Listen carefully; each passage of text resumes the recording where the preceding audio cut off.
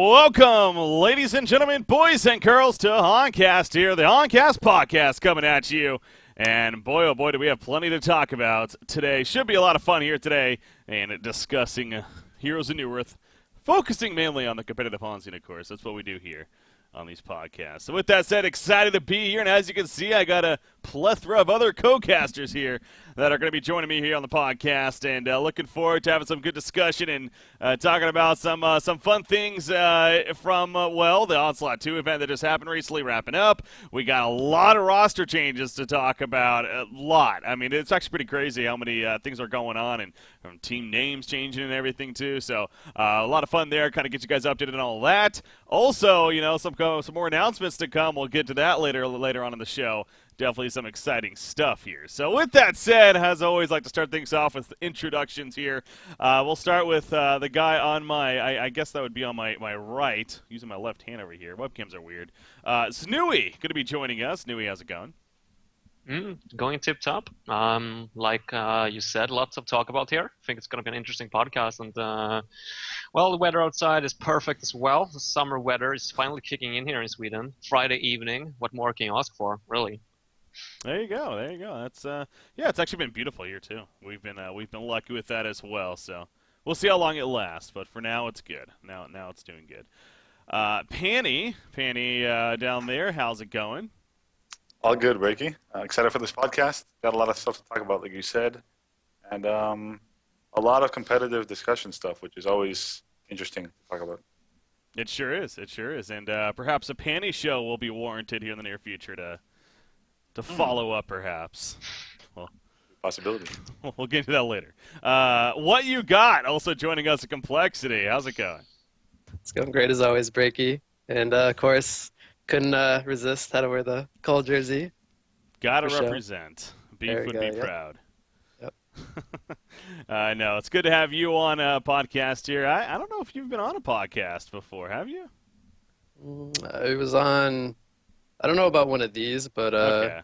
We were discussing games in between. Expert panel. That's right. That's what it was, the panel, yeah. That's right. You're here for the panel. Well, this is a little more laid back. Have some fun with this, and that's the point here. So, anyways, good to have you here. Good to have all of you here because, again, we definitely got a good amount to talk about. So, let's just really get into it here. As far as the Onslaught 2 coverage that happened, it ended this last week, and of course, the Onslaught 2, it was overall a really solid event, I thought. I mean, it definitely got a lot of coverage out of it, of course, with the way the format was set up. Ultimately, got some pretty nifty results in the end, including, of course, the ultimate winner, that being Reason Gaming, defeating Complexity Gaming. Not to bring up bad memories here, what you got, but second place, not too bad in the end. But no, Reason Gaming taking it home.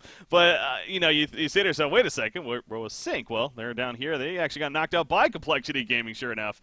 Ultimately in the losers bracket, losing to Reason even before that. So, Sync Esports, once again, their kind of struggles continue to an extent. We'll get to that in a little bit later, too. But Reason Gaming winning it all. Let's start with that topic first. What do you think about Reason Gaming taking it, and how good did they look? Snooey, we'll start with you. The dedication that Reason have been showing lately has been off the mark. I mean, the progress that they've been doing ever since they picked up Tankafet and got that shout caller of theirs, they've just been giving us a dominant performance in every single tournament that they've intended. First off, the DreamHack Summer warm-up event, I believe they won that, if I'm not mistaken. They are one game away from winning DreamHack Summer itself. Yeah. Then they win the Onslaught after that as well. And yeah, what more can you really ask for? I mean, they're just looking so damn strong right now. Panny, what is your take? I think Reason Gaming's been the same thing that they were at DreamHack, just extremely strong.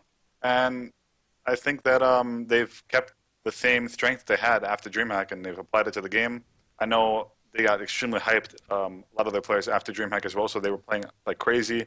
And Boy and Zane were playing a lot of TMM, so I mean, it shows when they play games. They just were extremely on point, and all of them were playing just perfect, pretty much, in the tournament. And what you got? Yeah, Reason, just as Nui said, going back to the pre-warm-up event for DreamHack, Reason's just been looking really solid, and they haven't really let any steam go. I mean, they just have kept it going since then. They've been just looking really solid. Is Imbo Boy Is he almost underrated as a captain? Because we talk about him all or more so as a drafter, I should say. Because obviously we know he's a great carry. We know he's one of the better carries out there. He's got a lot of respect for that over time. But that's something we really haven't talked about with him is that his drafting skills. He's been the drafter now for Reason Game for a while, and that's delayed their success. What you got? You're in that position from time to time. Do you think he's a great drafter, and you think that is almost underrated? Yeah, I think we do overlook the captain role a lot of the time because draft is a big part of the game itself. I know we do mention a lot about how Tankafet does do a lot of calls, and maybe he also helps with the drafts. That I'm not certain about, but as far as Imboboy specifically, yeah, fantastic from what I've seen. Any other takes on that? Yeah, I can go. I mean, Imboboy has been with us ever since the beta, more or less. He's been playing this game for so long now. And back during Season 2, I think it was, or at the end of Season 3 even, Charlie was on the team and he was actually the one drafting for the team a lot. And it didn't work out quite as good as it is now. Ever since Imboboy took over the drafting role, I feel like he just stepped up his play big time. I feel like he's very comfortable on drafting around his team's strengths and weaknesses. They always tend to draft versus Imboboy. I mean, securing that farm. That's not something that recent gaming did in the past, but now it seems like, I mean, they got five players that are communicating very well together. They complement each other well, and it seems like everything is just fitting very, very well for them. Yeah. So Reason Gaming, yeah, they claim a title here, and they got to be feeling pretty good now.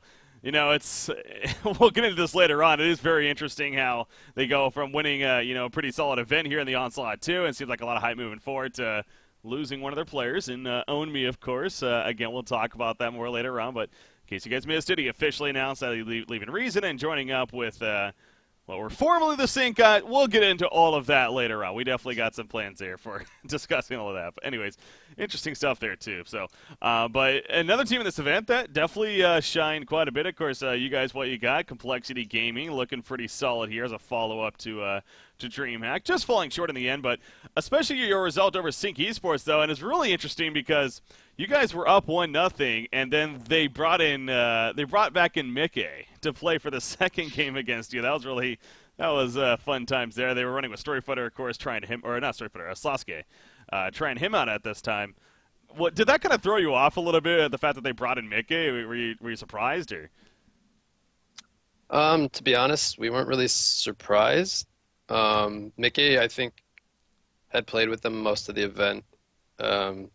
Prior to that anyway, so kind of, I don't know, it didn't really matter to us whether we were playing against Mickey or Sasuke. We were going to approach the game the same way, so not really, it didn't really surprise us. And how are you guys feeling? How did you guys feel with this event overall? It seemed like, again, things were looking pretty good for you guys. Formless did a great job on carry, especially. Several standout games. Yeah, we had a pretty good run. We finished second, which for us is very good. And yeah, we were able to beat Sync 2-0, which I believe was our first series victory over Sync. We did in the groups, I think, split 1-1 with them. So we also split a series with them, which was we were very satisfied with that. Okay. Yep. No, you did. So, Penny. So let's talk a little bit about Sync Esports, and you know them pretty well here, and. Another disappointing result. Obviously, we have a little better understanding now with some roster changes going on after the fact of maybe what was happening there. But what was Sync kind of? Do you think Sync was off, or are Reason Gaming Complexity? Are these teams just looking really good themselves? Well, first of all, I don't want anybody to think that just because Sync has roster changes means that they trolled or anything with these games. Even if they knew prior to the games that they would maybe be having replacements or changes. Knowing them individually and also talking to them before the games, they said they're still going to take it seriously and they still want to win. So I honestly think just maybe there was a bit of lack of motivation because of that, but they were still there to win, and I honestly think that it's just Cole and Reason especially that are just as strong as Think sometimes, and I think Cole is one of those teams that one day they can be insane. They can be like top one team. They can make amazing plays. Mm-hmm. Other times they can be like a top 3, top 4 team. And that day that they played, they were playing incredible. They had really nice team fights. They were executing everything well. And then from Reason's side, I think Reason's always been a good team, and they've shown consistency in the past couple of weeks to months. So I think it's just other teams are kind of catching up slowly to Sync. Now they obviously have some roster changes, so things might differ a bit. But I think Cole and Reason deserve the spots that they got in that tournament without bashing on Sync or saying Sync wasn't trying or anything. Good way to put it. Snooey, you got anything to follow up on that? Recent Gaming has been besting Sync now in the last 3 tournaments, so I was not surprised of them. I was surprised though that Complexity actually were able to take out Sync. I did not see that coming, not in this tournament. I know they got the potential, and I think it also comes down to Rusher actually overtaking the draft a little bit. I feel like he did a really solid job on his part, just drafting to the team's strengths, and it seemed like in prior tournaments, it seems like Complexity had a lot of troubles during the laning phase. They almost got too far behind. I know that they like to play turtle style, but still during the laning phase, I mean, in this tournament especially, I felt like they even came out on top at times. So big props to them for actually placing second in this tournament. Shows a lot of promise for the upcoming season. What you got? How have you been enjoying Baba Ganoush's drafting as of late? I think he's doing a fantastic job. He's been putting a little bit more time and thought into the drafts overall, so we thought it would be good to try something different and see how it worked out. It's been working fairly well so far, so yeah, we're gonna keep it like this and see how it goes in the future as well. And but I mean, as far as drafting goes as well, it's all 5 of us have a say when we draft, so it's not ultimately always down to the person pressing the buttons, but just in general, he's been doing a very, very good job for us. So, is there part of you that feels a little, I don't know, just you guys are notorious for taking games late. You guys are notorious for taking games late. A lot slower paced games. Maybe not as action packed, kill heavy as other teams.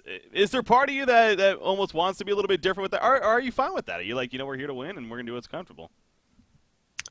Well, as of recently, we've been trying more dual support lineups, and we've been trying to be more the aggressors and try to force more action. But when it comes down to it, that's just the playstyle we play ultimately the best, and it's what we know how to do the best. So for the most part, we try to keep it to that. But every once in a while, we're gonna try to throw our opponents off guard and do something different and try to execute those just as well. Second support Fade. What's up with that? Secret strats? Oh, secret. My Fade is top notch. Fades, we've been seeing a lot of Fade. Or I feed a lot. It's hit or miss. Yeah, that can happen. Let's talk about Mystery Gang, because these guys are the team that we're kind of leaving out right here as far as that made the playoffs, and ultimately did finish 4th place, of course. But they were fun to see. This was a team that clearly is an up-and-coming team. As in these off seasons, we get plenty of them, or we get some information. The famous one, as I constantly go back to, is just as last season is what we now know as BMG. I mean, we really didn't know those guys going into Haunter Season 3, and lo and behold, they're the Haunter Season 3 champions. So I'm not sitting here saying Mystery Gang's going to be that necessarily, but that's relatable there at least.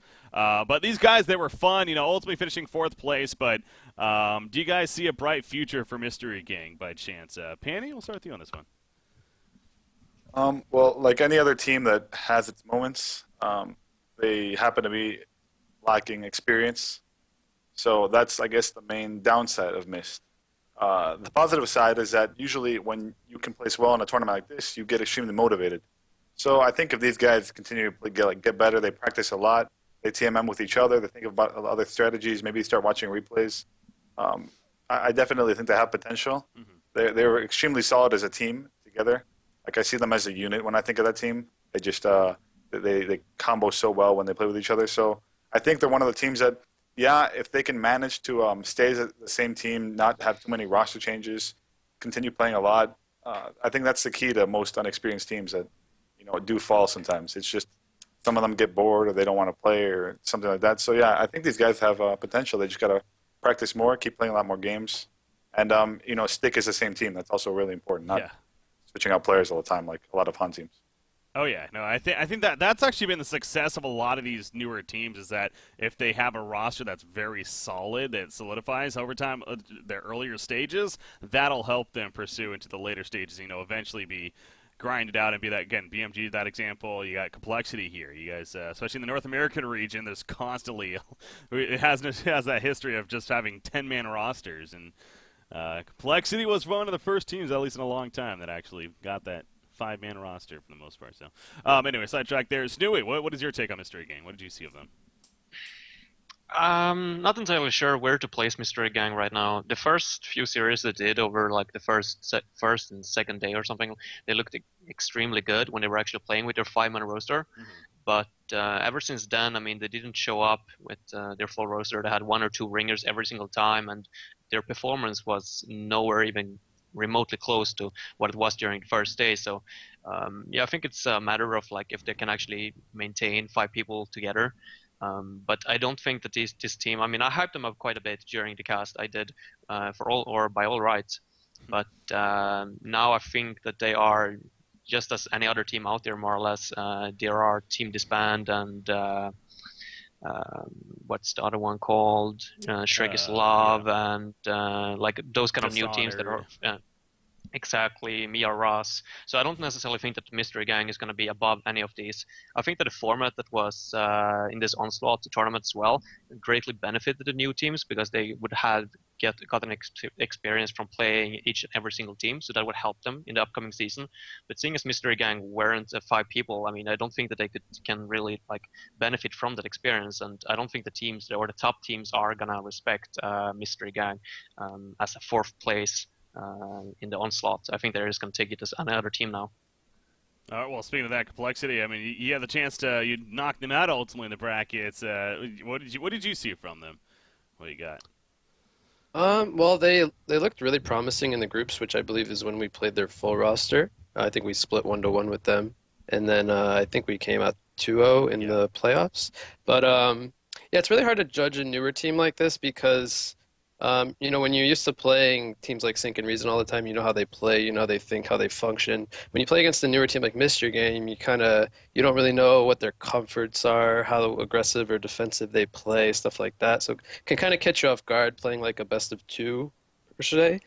But I mean, they had a really good showing. They won 3 matches, they split 2, and they lost a couple to the higher teams. But I mean, for a newer team, that's really good, and they should be motivated to keep going with that momentum that they finished with. So yeah. One more thing I wanted to talk about before moving on here about the Onslaught was just the format as a whole. The group stages especially.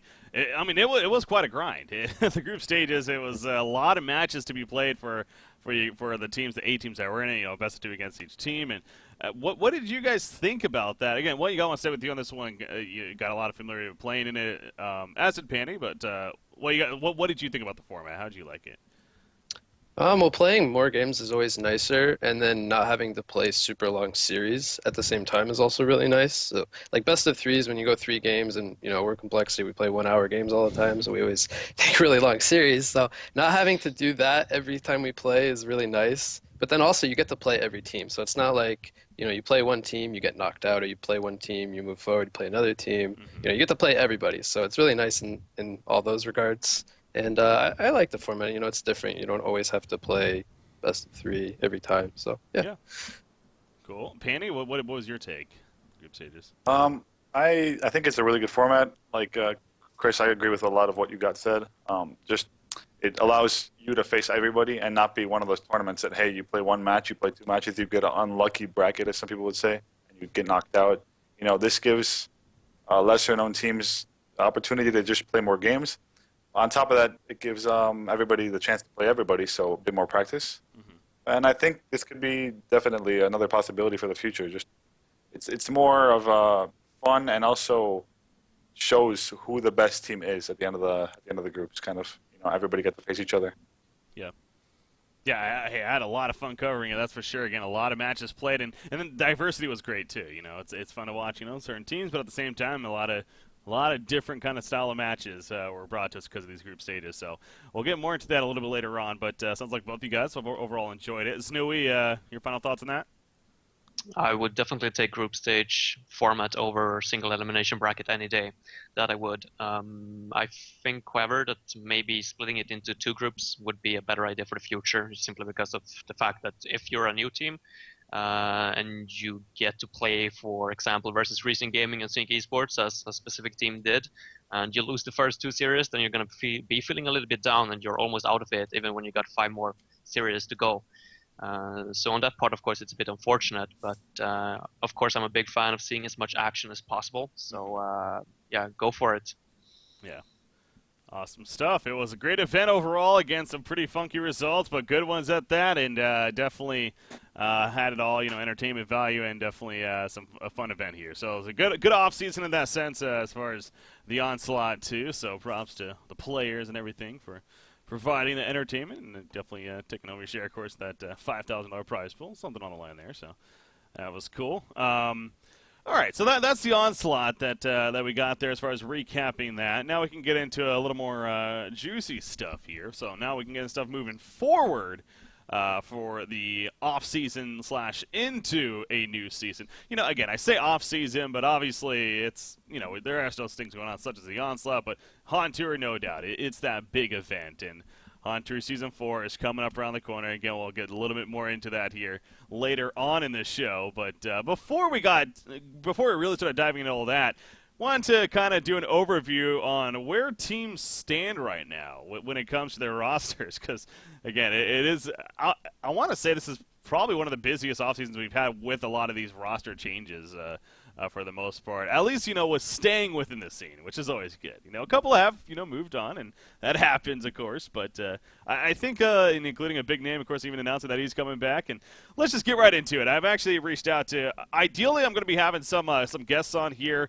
They're not responding right now, but so we'll just start with it, and then we'll hopefully grab them on here and get their take too. But let's start with the obvious and the big one here. We got formerly known as Sync Esports. We got to say that because they did officially announce in a forum poster and whatnot or actually even on KZ's Facebook, I think it was, that they are no longer Sync Esports. That was one of the first bigger changes that they announced. So they're dropping the name Sync Esports.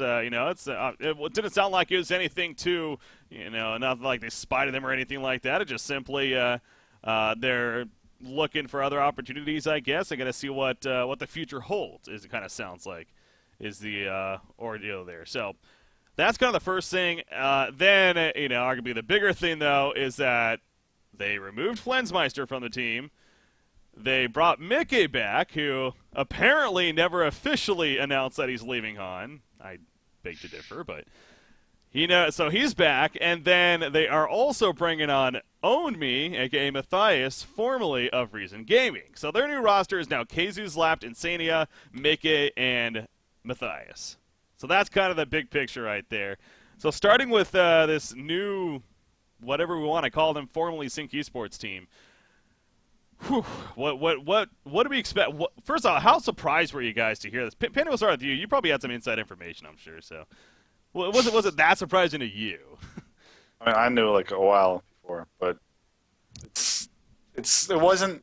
I wouldn't say it's that surprising, just because I think Omi, to be honest, is one of the best players in HON as of right now, aka Matthias. He's also very young, has a lot of potential. So.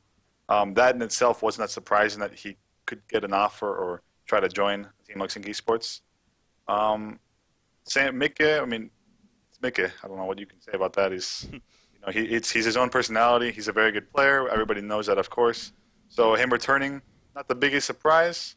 And maybe he found some more motivation to play HON with whatever has been going on recently with Sync, to come back and play, or at least play on the team. Yeah, it's very crazy changes. I mean, a lot of versatility on that team. So they have players that can play at least 2 roles. Pretty much every player on the team can play 2 different roles to 3 even, except for their captain and drafter, who's Insania. And I think that's one of the teams that's. I mean, I'm not saying in a bad way, obviously. That's just how it's going to be. And on top of that, I think it's going to be either a team is going to be insanely strong, or it's going to be on the same level as they were right now. I think that they have the potential to be like crazy, like SG, with the mechanical skill that their players have. But we'll have to see, what the future holds for them. Yeah. Znui, what was your reaction when you heard this news, and what is your I was a little bit shocked. I mean, I know that Sync Esport had been trying out on me a little bit, apart from Sibbe and Slaskajared as well, but I never really thought that he was gonna leave Recent Gaming to join Sync Esport at the time. Because as we stated, I mean, Recent Gaming had been besting Sync Esports in the last 3 tournaments, and yeah, I don't know what to say about it. It's just, as a community member or as a spectator, I feel sad for it because I was just the progress Reason has been making, and like they seem so motivated. They seem to be connecting really like on a personal level, not only in game. But then after they win the Onslaught tournament, like the moment after, he's just like, "Hey, see ya guys, I'm gonna join Sync Esports instead. I don't care or the fact that my last team has beaten Sync the last 3 times." No, but like back to reality, like I think that Onmi is a really smart player. I think that he is making the right choice, or I trusted him to make the right choice. So if he feels like he's got a better chance in Sync Esports than he has in Recent Gaming, by all means, go for it. And I think that there's also a factor behind the scenes that we cannot really take into or that we can't really talk about here, but there's probably like stuff going on in Recent Gaming. I don't know how the situation looks with Tankafet. I know that he's been talking about studies and stuff and all, and that he wasn't entirely sure if he was going to commit 100%. Nir has been missing. Charlie has been filling in a little bit. So there might be some factors that have been pushing him into taking that transition to join Sync as well. That's very fair. What you got? What was your reaction? I was pretty surprised. Pretty much what Znui said. Reason just had a lot of recent success. They beat Sync at DreamHack to come in second behind MRR, and then they won the Onslaught too, so they've just been looking really good. And then out of nowhere, Onmi goes and leaves for Sync. So that was just really surprising. And then also, I mean, I thought they were getting a filler for Mickey, and then it turns out they were swapping funds out. So that, to me, was another surprise. I didn't see that coming personally. No. And what was all that about, by the way? Like, was that just a way for Sync Esports to like trick the community? I mean, maybe when we get we're gonna have a guest on, hopefully, right? And then we'll get some info about that. But I mean, as far as I have no idea myself. I mean, yeah, it felt like a little bit odd at least. Mickey leaving, and then suddenly, voila, he's back, and apparently he never officially left the scene. Yeah. But yeah, okay, I guess we will get our answers later on. Yeah, again, I'm trying to still get a hold of even of a couple members, but of course, after saying they would be here, they're not. Anyways, for me, it's definitely, it really did catch me off guard too. I was on the boat that Mickey was, leaving, and that they were truly trying to find a new fifth, and I honestly think that was actually the case initially. I don't think that they were necessarily playing it up, and they were kind of they knew all along what their plan was, but it just why would I have tryouts otherwise? Well, that exactly, that's what I'm saying. I mean, that's almost like a dick move to the people that were trying out to an extent, and I doubt they would do that. I doubt they'd give them those false hope in a sense, but clearly something brought him back, whatever it was. Who knows? Maybe just moving forward, had some good news about what's coming up. But it was really good to hear that, because no doubt Mickey, one of the most entertaining players, and for obvious reasons, is just his attitude and just fun to watch as a spectator. So it's great to see him still in it. And but yeah, no, I really was certain that Zibbe was going to be the new fifth at the time, and they were going to be running with Zibbe as a new fifth because he did fantastic for them. Early on, it seemed like he fit very, very well with the team. But at the same time, part of me does like the fact that he's not playing with them, because I think that almost would be too good of a team, damn it. And Zibbe being back on Druids, whether that's even the case, I don't even know now. But, spreading them out, I think is just fine with that. But where I now want to go with this topic here is I want to talk about Flensmeister for a second, because he's kind of there are a couple of different topics within this discussion. Mickey coming back, what's Reason's situation now, Flensmeister, where does he end up?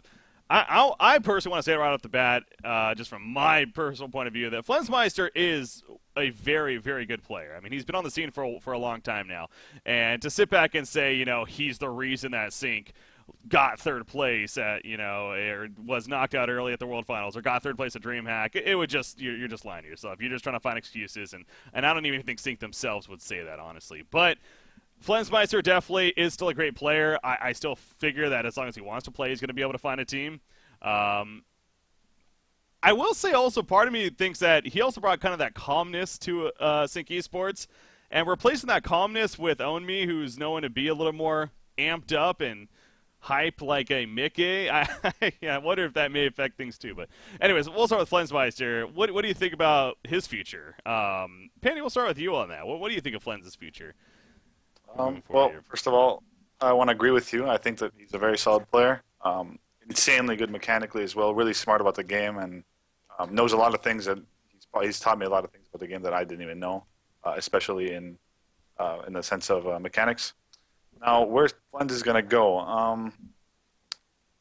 If I look at all the top teams, Complexity, BMG, Sync, Reason, Druids, none of them is really lacking a carry as of right now. And do I see FN Meister changing roles? I don't think that would be a benefit to him nor another team in the sense that I think he's much stronger as a carry. And he knows more about the game and can provide a lot of insight, of course, because he's played with Think for so long. So I think it really goes down to the rest of the roster shuffles that happen with Druids, with BMG, with Reason. Whatever. Maybe somebody might leave a team. Maybe somebody might switch roles. I can't say for sure, but my hopes are that he goes back into a top 5 team as a carry, and maybe that team can swap their carry to another role or something like that. That'd be the optimal thing for FN Meister, I think, and for the community as well, because he does do some really fun stuff on carry sometimes. He's very active. Znui? I agree with most of the things that Pani said. I mean, I think he's bringing up some really good points. The whole, there's not really another top team that's in the need of a carry right now. So I think it's hard to approach the scene. If you're if you don't have a team, of course he's got a reputation and he's one of the absolute best players in the world on his role. But still, where do you go from there? All the top teams are more or less close friends, so it's not that easy to just hit or find a spot and get back straight into it. And the Hunters is war coming up quickly, so you better find out something if you want to continue playing on the top level. Apart from Flens, I mean, if I were to talk about the whole situation with him and Sync Esports as well. I mean, I can understand why Sync made the transition because I don't feel like the way that they've been playing has necessarily been benefiting FN Meister's playstyle. He's a great silhouette player, he's a great doctor player, all that kind of stuff. It fits Sync Esports lineup, but other than that, I know for a fact that FN Meister, he is insanely good when it comes to game mechanics, like Gemini, Shadowblade. I wouldn't be surprised if he had the best Gemini and Shadowblade in the world. And then Shat is going to be like, what? FN Meister, he doesn't play Gemini or Shadowblade, anything like that. And that's true, because we never see him do that. I mean, Sync never lets him pick that. When I spoke to him, I was like, why ain't you guys picking up Gemini? You play him phenomenally. And he's like, yeah, I mean, I would like to pick it up, but Sync Esports just doesn't like him. So okay. So maybe a little bit of that as well when it comes to just finding the correct role. Now when they picked up Mikke or Onme, I like to go back to what you said, Breaking, or what you brought up, the whole thing that FN Meister kind of brought the calm to Sync Esports. Yeah. And I think that's a good point to make. In no means, I mean, I think that all 5 players currently in Sync Esports, or the new team, whatever they're going to be called, are very mature, and when it comes to it, they are gonna perform and they're not gonna troll around. But Only got a little bit of that aura, at least, to make things a little bit too trollish, sometimes overestimate himself a little bit, just go a little bit too far. And Sync Esports got that whole group up and go to as 5 together, while when he was playing for Recent Gaming, he was more like, okay, I'm just gonna go around, I'm gonna let Imba Boy carry the game, I'm just gonna try to find space for my team. But that's not really Sync Esports playstyle, so it might take a little while before they actually get back into it, Sync Esports, to just get to know each other and the playstyle and all that. All right, what you got? What was your take on Flens and where do you think he may end up?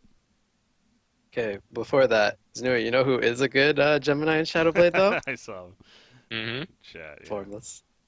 Yeah, but you guys, you ask for my opinion, what hero should we pick up? And I'm like, yeah, pick up Gemini. And you're like, no, fuck you, we're going to pick up Nomad instead. Because Nomad. Hey, we won the Nomad game. Have it your way, then. We won the Nomad game. And we picked up Gladiator that Shortcan was casting. Yeah. Next day. He did do that was that, funny. yes. Okay, so yeah, but back to Flens. So yeah, my take, I was really surprised about it, but I mean, Flens is a great player, and I hope that either he can find a spot on a current team that needs, his good qualities as a carry player, or that maybe even like a new team forms out of nowhere, like with some players, here and there. So we'll have to see. But I hope that Flens keeps playing because he's a great player, and it'd be it would suck for him to not be on a top team once again. Yeah. I mean, I have a like again. It's we got some time here, and I will say I don't know if he really expected this, and I wonder that to an extent if this really caught him off guard, and if he was in a spot or if he maybe had some backup plans because he thought maybe something would be happening. But yeah, because obviously we don't necessarily know how it all went down 100%, but do kind of wonder too if he was really aware that this could be happening earlier than later, or if it kind of just happened. Now he's in that spot of, well, now I got to find another team because Haunter Season 4 is around the corner. So we'll see. Can I add something? Yeah, definitely. Well, I think what the main problem Sync had wasn't a player specifically. Like, I think that they all had good games, they all had bad games. On LAN, online, whatever. They all performed. Sometimes they didn't. Obviously, they've had 2 LANs now, which are a bit disappointing for them. But I think in some cases like that, it doesn't have to do with the player itself who gets removed. It has to do with like the new players that come. It's like a lot of players get more motivated when there's new blood in the team. Sometimes after a long time, in this case, it's been about 2 years so that they've had the same.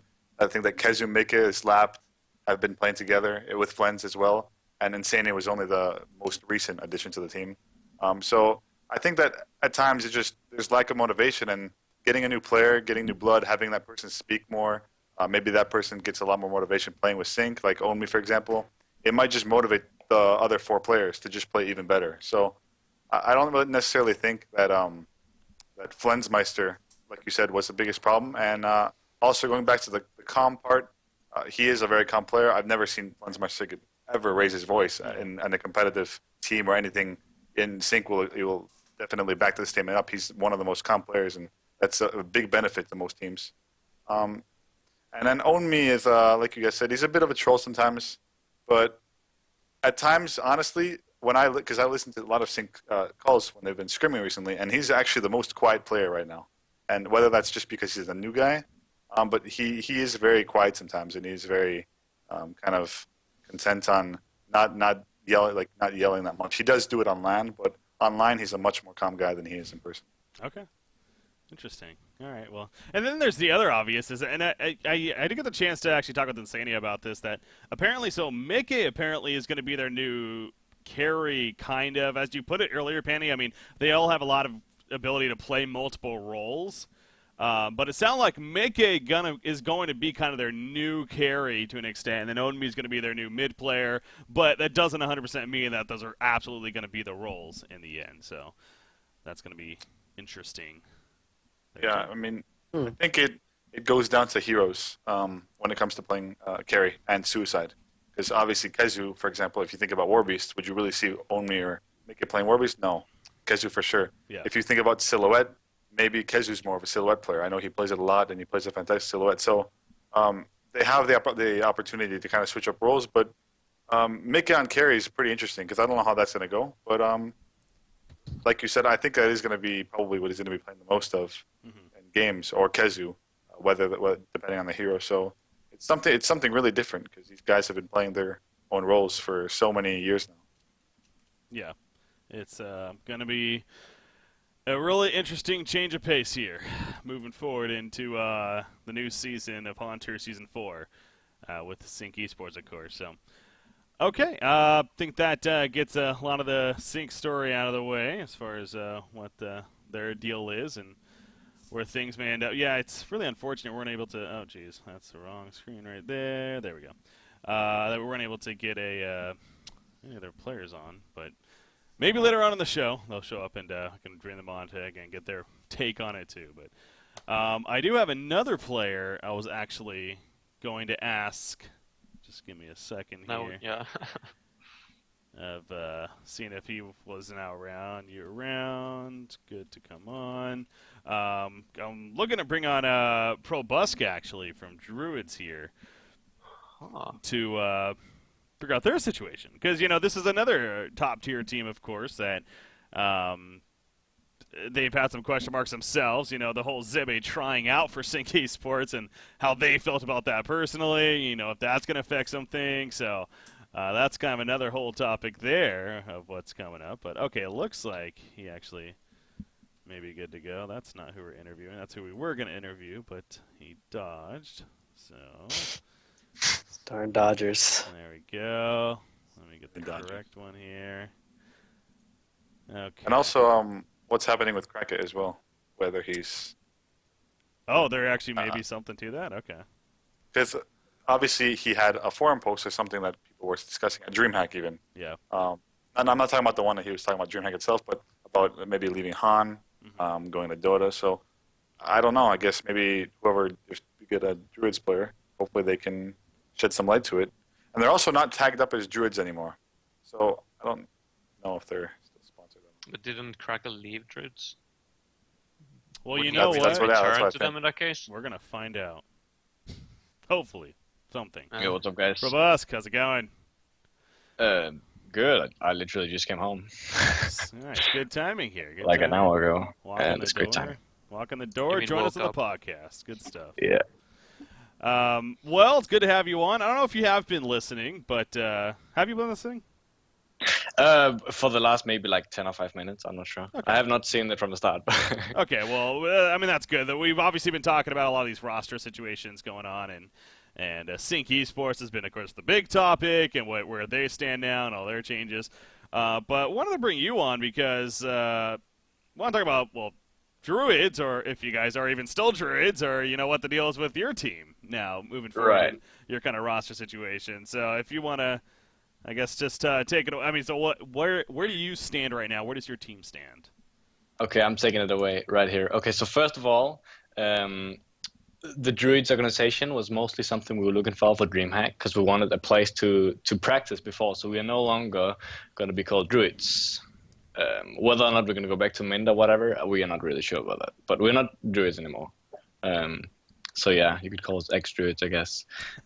As for roster changes, it has been really, really difficult for us. I don't know how long, maybe like the last couple of months, because obviously the Zibba situation, it was really, really difficult. Losing 2 players rather than off the bat, Cracker and Zibba, that was a really, really hard loss there.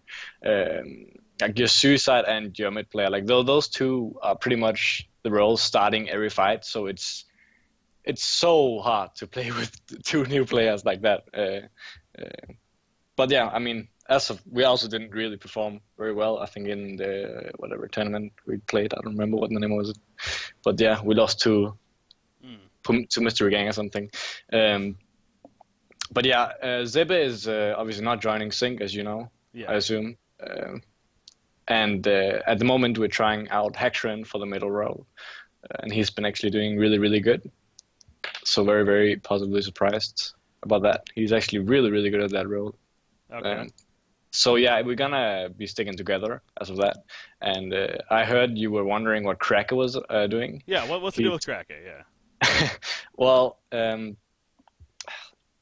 was a lot of stuff, but the short story, which is really easy to say, is just that he kind of got bored of it. He wasn't really satisfied with the way people were talking to each other at LANs and all that stuff. So yeah, he kind of got bored of it, and I'm pretty sure he's at Dota 2 right now because apparently he thinks that community is superior to Han. But decisions. So yeah, we don't really hear much from him anymore. He's kind of long gone. Okay. Yeah, that's what it did sound like. It sounded like, he is pretty set in his ways of moving on, as I go back Right. and say. So yeah, I'm sure there's lots of forum posts that will explain it more detailed if you're really interested in knowing what's going down with him. Okay. I'm sure he posted it somewhere. Okay, so don't expect him back, basically, is what the point here. So you're trying out hacks are in. So, but it did sound like Zibbe is back. Yes, he is back. Okay, how does, was there any hard feelings, the fact that he was trying out for Sync, or did you kind of just... None of us were really satisfied with it. It's kind of like if this was another player, we probably would not, allow him to try out for another team and then walk back and join us. But Zib is an irreplaceable player. There's no player in the scene that could replace his role as a Suicide player. I don't think there's any player that's as good at that role as he is. Who would get Alchemist Bones on your teams? Yeah, actually true. happen, so. Yeah, I don't know. It's just like we tried these with new players, and like it's not Zebra. It's like you can't replace him. So we just talked about it, and if like I don't know even know if we would stick together if he wasn't gonna join us. Like there was almost no point. But he is back, and we're really happy about that, and I hope he is as well. So hopefully we can get some results going as soon as everyone gets back from vacation and all that stuff. Cool. Anyone else? You guys have questions? Panel, sorry, do you have any questions for Probus? Are you guys looking for any other sponsorships now, or is it just going to be like you said? I guess you guys don't know exactly what you're going to do, but are you guys possibly going to be searching for that, or is it not really in your thoughts right now? That's a good question, actually. No, actually, like sponsorships, they're not really that important for us, at least as a team, because we already have all the gear and stuff like that. So we don't really need to be represented in an organization. And I don't know if you guys know Zebe. He really does not like sponsors. Just putting it out there. Like he was very much against. He doesn't want sponsors. So we don't really need it. Perhaps before the next LAN event, we can, if we need a boot camp or whatever, we could look into it. But yeah, we're not gonna get sponsored by. Well, we're not gonna look for a sponsor. I could put it like that. Okay. So yeah. Stewie, any question? Yeah, you know, Probus, I was just casually like strolling across Facebook the other day, and then I came across this video where, well, I think it was you. I know exactly where you're talking. Oh, can I find it, please? Oh, geez. Are you serious right now? And you tried on something like, what's the word that I'm looking for? Maybe you can help me. What was it again? I mean, What? I won't show it, but you guys, there's something on the internet that's pretty fun.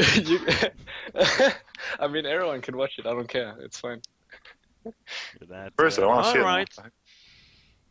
it. Interesting stuff. It should be the first video on my fan page. It's cool. Yeah, it's cool. Yes, that's It looks really good on me though, so it's not something I'm like sad about. Isn't that interesting? Yeah. All right. Yeah. So that was your question, Snewy. Okay, I like it. Yeah, I mean, I didn't get a good answer, but well, whatever. No, Moving on. it's called a bra. If you're wondering, A bra? it's an orange bra, a bikini. I mean, it's not a bikini, but it's a bra, yeah. No, it's a bikini, isn't it? It looks like it's something that, or is that an actual? Can I put bra? this on your Okay. Meister? I don't know. I don't know girls. I stay away from them. All right. I think you can use it for both, Brady, if you really want to. Okay. I can hook up. Is that how it works? Okay. God, I'm so glad to have you on this podcast. I'm learning so much. Frankie, aren't you married now? Yeah. All right. I hope you have speakers on, Brady. Yes, of course. She's probably tuning in. Actually, she usually does these podcasts. So, we got to move on here. What you got? Did you have any questions? I can't think of anything. Okay. Sorry. What else is there to add? Like, really? I Come on. don't know. Other than Snewy pretty much nailed it, and we're good to go. Yeah, dude. No, that does clear it up though quite a bit. So I do appreciate the insight there. So no team name yet. Is that pretty much where we stand?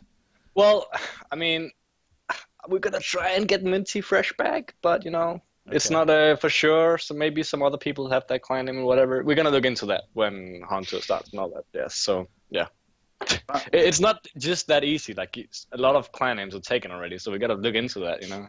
It's a very tough decision. You know, as long I don't care what you choose, just everyone tag up. That's all I'm gonna ask. Everyone tag up, and I'll be fine. I have another question. Okay. For Tom. I was just curious because I don't know much about you guys as a team, like Skype call and stuff. Who makes the calls for your guys' team? Zibilas. Zibit. Okay. So that was another reason. Actually, that's a kind of good point to bring up because imagine not having the main guy starting every fight and the one making the calls. Damn, that's hard. Not Serenia? No. Okay. He's too busy like with support. Like that's mostly the drafting. As in for in-game calls, like do we back or do we take this tower? Who do we go on and fight? That's Zibit rolling that. And my Skype just crashed. God, I love Skype. I've been having so many issues with Skype lately. Swear to God. Give me a second, guys. Give me a second. I was hosting the call, too. They're probably all freaking out right now. All right, let me call them all back real quickly.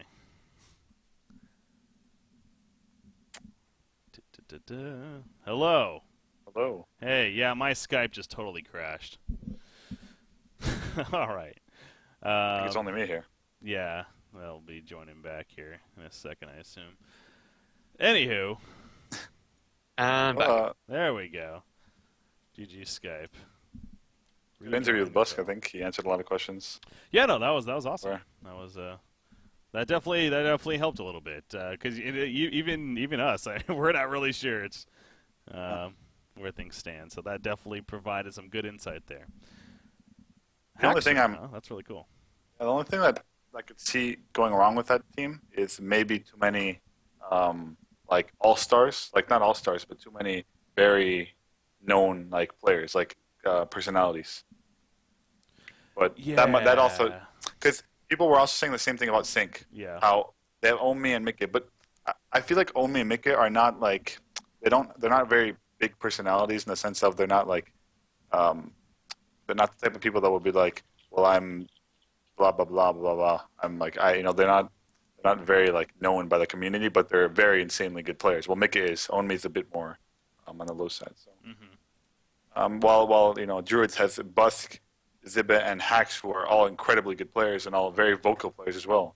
So I don't know if that's the only thing that could be a problem, but we'll see how the future holds, I guess.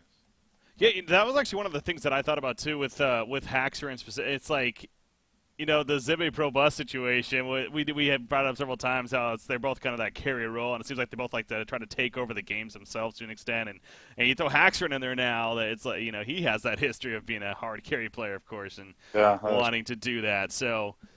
That is a very valid concern. But, yeah, we've been concerned about teams in the past. Stay Green is definitely one that comes to mind, and they've done fantastic ultimately. I mean, the whole, Mynuts joining with Swinamelons, who thought that would have worked? Yeah, true. Sure enough, it did. So, definitely a good point, though. So, it looks like Probowski's good, though. He is going to end it there, and, yeah, he's good to say his goodbyes as far as that interview went. So, once again, thanks to Probus there for joining us. And hopefully my Skype is all set up. Yeah, okay, it looks good still. We're good. Okay, so, but before I do, now let me see if our next guest is ready. I had one more guest lined up here to bring on and talk about some more roster. And another very curious, like we're really not sure what to expect out of these guys either. Moving forward, and hopefully he can come on and answer us some questions. Team that I'm talking about is Bad Monkey Gaming, especially since they did not participate in the Onslaught event. And a lot of people were very curious about that. Hey, you there? Good to come on. Let me see if he's good. Including myself. Now, from my understanding, again, it just simply had a lot of it came down to vacations for multiple players. They didn't want to have to use multiple ringers, so one thing led to another, and they just decided not to compete for that reason. So we'll bring Fuson on right here to give us a little more clarification, perhaps, if he would like. Fuson! Hello. Hello. How's it going? It's fine. It's been kind of chill vacation, but yeah. What is your Skype image? Is that a groundhog? Or what is that? Hedgehog. Hedgehog. I don't know what it is. What? My Skype image? Yeah. Is it Sonic? What? That's like a hat on it. I don't fucking know. I just found it on the internet. It used to be. I don't even know. Okay. Okay. Just found a The picture. I can change it to Boxy one sec. You don't have to. You really don't. No, I'm not gonna do that. No. We're fine. Okay, Fuson. Glad to have you on, and we've been talking about all these roster situations, and there's been quite a bit. Of course, we just had Probuscon, talking about Druids. We're bringing you on to talk about, of course, BMG and where you guys stand. So we'll start it off with, you guys did not participate in the Onslaught 2 tournament. You want to clarify why you did not participate in that. So let's start with that. I so wanna troll, but no. Okay, I'm gonna be serious. Okay. We had vacation, so we decided that we don't wanna play with 2 ringers, maybe 3. So that's basically it. We just decided to take a break. I really don't feel like drafting for a team which contains of like 2 new players or like 3 new players, and like, what do I pick for you? I don't even know you. And then every match a different player because that guy can't make. I just didn't want to bother. So we just basically said we take a break. Everyone just chills. We play TMM, talk a little bit, whatever, but just took a break. That's it. All right, so we're not disbanding, yes. Okay, so you are still a team, and yes, you're going to be competing moving forward. Now that you say, no, I'm just kidding. Oh boy, here we go. So the roster's all the same. We shouldn't expect any surprises, or there might be surprises. Before I talk about that, I just was listening to casts and just wanted to make things clear. I'm good friends with Cracky still, and you guys were wondering where Crack is. Crack is definitely playing Dota 2, as I was talking to him like a few days ago, and he's really happy with it. I won't say he's definitely not going to come back. He might come back, not right now, but maybe in the future if he doesn't find a team. But I just want to make clear to everyone that he still loves Hon, but he just didn't like the people in Hon in general, especially like in the competitive scene. And since he moved away from us, he couldn't really find a place in Druids.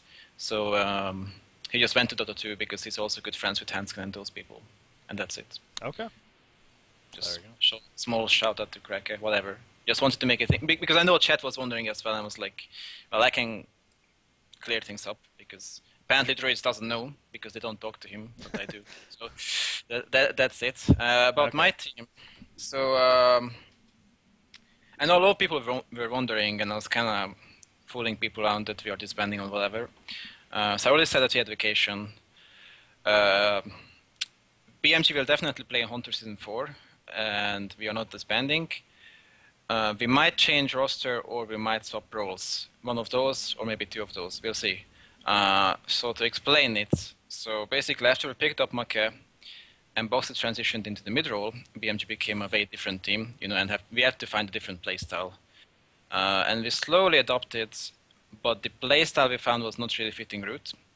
And he had issues getting used to our playstyle basically, and his limitations became a problem. And now every player has a limitation, so that's not a problem because, like, even I have limitations or Box has limitations, and Root had limitations since forever when we started playing, but we could work around those limitations in the old BMG team. But in the new BMG team, we kind of had to change something up because it became really crucial that you play the second support role a bit differently or whatever. So basically, we decided that we move on, and we decided that we don't really want Root on the second support role. Now, the situation is a bit unique because we have not kicked Root yet, as he will try hard support. Now, that sounds really crazy, and I have no idea what to expect. Because previously he had issues playing it, but since then he feels much more confident and motivated on it, and he thinks it could be his best role after he gets used to it. So I'm working really hard to try helping him with whatever I can, so his transition is as smooth as possible. But I honestly don't know what to expect, because he hasn't played any games with hard support yet. So because of that, we have multiple options, some tryouts we could consider. And in the end, we're going to try a few people, Root included, and whoever works the best is going to be part of BMG. Okay. It could be very likely Root, and I probably hope that it's going to be Root because he's still, a good friend, and would be sad losing him because we have played for such a long time. But it could be someone else as well. It's hard to say yet because we haven't played. We're going to start playing next week. And if you want a date, then I would say officially the new roster is going to be announced first few days of August. But as for the rest of the team goes, Maka, Baltazar, Boxy, and myself, we keep playing for sure. And then the 5th guy we'll see. All the roles remain the same, except I might switch to jungle/suicide. Not suicide, second support. As we figured that we probably wouldn't be too happy with any of the second support/jungler options in the scene. So I could most likely make a transition because I have history playing the role. Even though It was like fucking 3 years ago, but we'll do it. But that's basically the short story. Well, short. Yeah. Very short. That was that's a the short short version. Holy crap! Yes. Okay. No, that was a good job. That definitely. All right. So basically, you're going to do what's best for the team, and that's very clear there. So that's very interesting to hear. We always try to work around our limitations, and we had problems with Crack and Root as well previously.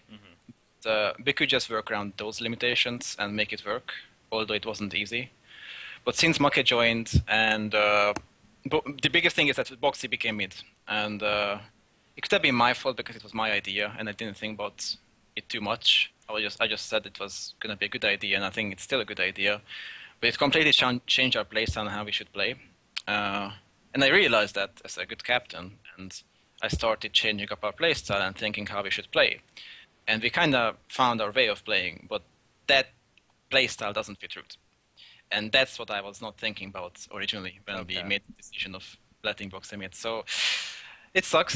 And hopefully, I mean, my dream would be if Root would own on hard support, because then nothing has to change, technically. But honestly, I have no idea who's going to join us or leave or whatever, because, as I said, I have no idea if Root is going to perform or not on a hard support. But I'm trying to help him out as much as I can. But All right, so so some just can't play it, or some players just can. That's how it is. yeah, no one can be like me and play every role well. That's a simple fact. Yes. Good way to put it. All right, let's just go around real quickly here. We do got a lot more to talk about here on the podcast. But Panny, do you have any questions for Fuson? Can you confirm any tryouts that you might be having with other players? Penny, first of all. Secondly, Oh yeah. no, I'm just kidding. No. Dang. I mean, we're gonna try Last Scout. I will see how it goes. On what role, if I may ask? Second support or hard support. The thing is, he can't play Ophelia, for example. So in some games he would play hard support. I don't feel too good about it, but he was really motivated about it, and he said that he can play any role and he's gonna learn it. So it's gonna be up to us deciding if he has potential or not. I mean, he definitely has potential, but we want to perform as good as we can in the first cycles already, and we don't really want to wait for like half a year so he becomes comfortable in the role. So that's one tryout I can confirm. I'm not gonna confirm other. We don't have too many tryouts. We had some tryouts, but then they changed minds, or we decided that it's better to not try them out, stuff like that. I would say the big one is Root. That's my hope, and then we have other options, depending. Because I dislike kicking players, even though recently we have kicked a few players. It's not because we are not a team who's like kicking players left and right, or at least that's not. No, you've only had one roster change. I mean, that's really good. So yeah, I mean we had more. Just you don't know about that because we were not known. Fair, yes. Since you've been known, you've only had one. Sure. So, Znui, anything else? Where do you rank MRR right now on the competitive scene, Fuson? How highly? I've had a forum post, which was really long, and I still think the same. MRR is a really good team, but the main issue is that the NAU teams are not prepared enough against them, / they don't know their playstyle. And I'm not trying to act cocky. I don't think BMG would lose to MRR even now, or at DreamHack, because we just know how they play. We have played against them before. And I definitely think Sync should have won against them because they have faced them before, but for some reason Sync just doesn't perform on lands, and they're afraid. The biggest thing, Sync is afraid against MRR. I don't know why, but if you're afraid against the team, you perform much worse. As for other teams go, I think both Reason and Complexity Druids could be even with MRR. Could be better, I have no idea, but definitely they could win against MRR. The biggest issue was that I don't think they were prepared enough, or I'm not sure how many games you watched. What you got, for example, of MRR. I personally know how MRR plays after Thailand, but I still sat down with my team a whole night watching like every place. So I'm not sure if you guys took them seriously or not, but I think it comes down to people not being used to their playstyle, and that was the biggest reason why they won. But to answer your question, I think they are probably below NAU. Yes, I still think that. All right. What you All right, got? thanks. You have any further question? Yeah, I had a question. So if you guys keep Root and he plays hard support, are you guys going to be running junglers a lot more frequently? Because I know you like to play heroes like Ophelia and stuff. Or are you going to stick to a lot of second support? Is that... Okay, like playing, that's a bit too much. Okay, I thought you did like... No. If I could choose, I would play hard support. I'm doing the best for my team. So it's not like a selfish decision. We would probably play more second supports than junglers, but I can definitely play both. And that's exactly why we were thinking that I should be playing that role instead of like getting slapped in, who we probably wouldn't get anyways. But like, slapped has its own limitations as well, for example, and so does every player. But I could play possibly both second supports and junglers, like any second supports, any junglers, because I don't know, I just feel like I can, and that's it. I can't mid as labbed, for example, but we have Boxy, so who the fuck cares? But yeah, we're gonna probably play more second supports, but we'll see. As a drafter, I would say more second supports. I don't know which one would be my better role, but as a drafter, more second supports, yes. All right. Well, I definitely got a lot out of that, and very interested to see, you mentioned early August. We can probably expect more of a permanent answer as far as who that fifth is going to be. So look forward to that date and moving forward here. So thanks for joining us, Fuson. Any shout-outs, anything you want to say before send you off? Shout out to Maka after coming back from vacation after 1 month without answering me. Well, I was literally worried that he's dying or something because I couldn't contact him for a month. So, small fuck you. But no, shout out to BMG and all the sponsors. I guess I have to. And shout out to my team. I have to. Shout out to Boxy. Shout out to Okami and everyone in the scene. Yeah, that's it. I don't know. All right. Was very short and fun. Not Very really. short and fun. Was fun but long. Well, Yes. thank you, Fuson. We definitely got some good information there. Appreciate it. No problem. Yep. Goodbye. Oh, cut him off. Oh, well. Anyways, thanks, Fuson, there for joining us there at BMG, of course. And damn, can't say I saw that coming. But I will say he's real. Like he's not afraid to just basically. And I'm sure he's talked with Druids about this, and they've kind of figured it out. But and I'm sure it's not an easy decision to just openly say you may be kicking somebody because they may not be able to perform or they're not as comfortable with their makeup of team. But that's basically what he was doing right there. He's just saying, we want what's best for the team, and if that means kicking a player that we've had for a long time, then so be it. So, I don't know. He's a fun player to watch, man. That would feel weird to not see him on the team, but I guess it's possible. See Riftwalker. Yeah. Where else do we get to see Riftwalker? Whatever other I team heard Rusher is a fan of Riftwalker, but for some reason Complexity says... Hey, he's drafting now, so he can pick it for himself. Just saying. Oh, good point. Yeah. I mean, if he wants to play it, who's stopping? True that. Anyways, any other responses or any other feedback on the Fuson take there before moving forward? Yeah, go ahead, Penny, if you got something. Oh, well, I was just going to say, kind of like we talked about with Zibe going back to Druids. Although Fuson said he's not officially out of the team, I don't know if that's going to play any role. Maybe Root feels more pressure not to perform, knowing that, hey, maybe he might not play on the team anymore, or maybe this role swap might not work out. So that's the only thing that I could really comment on roster changes for BMG. As for like we were saying, maybe it's a bit different playing for a team, knowing that you might not come back or not be able to play again if you don't play well.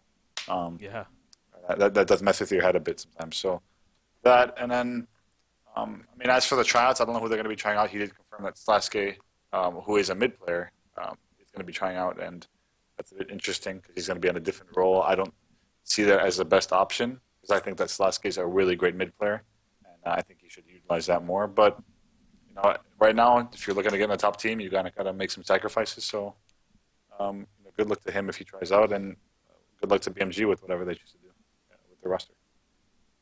Yeah, there seems to be a lot of different kind of players that lacks a team. We've been talking about it a lot during this podcast, like FN Meister, Druids. Like, why don't these guys just get together, talk it through, figure something out? I think it could work if they actually just got to that point. But instead, everyone's just so focused on actually joining an already top team. But I mean, now when a fresh season starts, I mean, this is the time where you want to create new blood and new teams. So yeah, good point. That's always a fun thing too. Yeah, with a lot of bigger names, seems like that they're kind of either unsure, even getting kicked from teams. Wonder if that's gonna kind of pop up if we're gonna see a new team or two here with that happening. So definitely very possible. All right. Whew. Well, I mean, yeah, so we still got, I'm sure, overtime here for the next week or so, a couple of weeks even. We'll continue to see a little bit more updates on that, and, you know, even as Fuson pointed out there, within a week or so here, we should get some updates on BMG's situation, but then, you know, also what Reason's going to be doing with their new fifth is an obvious big one here. Druids, even though we had Probus gone, kind of confirming a couple things, still 100% uncertain if that's ultimately going to be their 5 or not, so yeah, still a lot of questions to be answered. And going to be fun to see how that shapes up there. But, yeah. One more thing to Reason. They've been scrimming a lot with Macero recently as mid. Yeah, so okay. That's, I think that's the only person they've played with. I don't know if he's ringing or trying out, obviously. Maybe I do because I'm good friends with him. But, I mean, we don't know what's going to happen yet. But that's a definite possibility. Other mid players you could think of off the top of your head maybe would be Slaske as well. So yeah, like we haven't really talked about Reason obviously because nobody from Reason could come up and talk about it. But I think that their options are there, and they just have to see what they can choose. Because technically, Reason right now they are almost on top of the scene, if not at least the top 2 team. So they are gonna they have to make a big decision in the next couple of weeks before the tournament starts. That's a good point. You figure that some players would be, like that idea that, one of the top teams, if not the top team right now, just lost a mid player. Let's maybe think about making something happen with that. So, yeah, it could be very possible. Macera, I know he is obviously good friends with them, and we saw that at DreamHack especially, and he's played with them. He was their coach, right?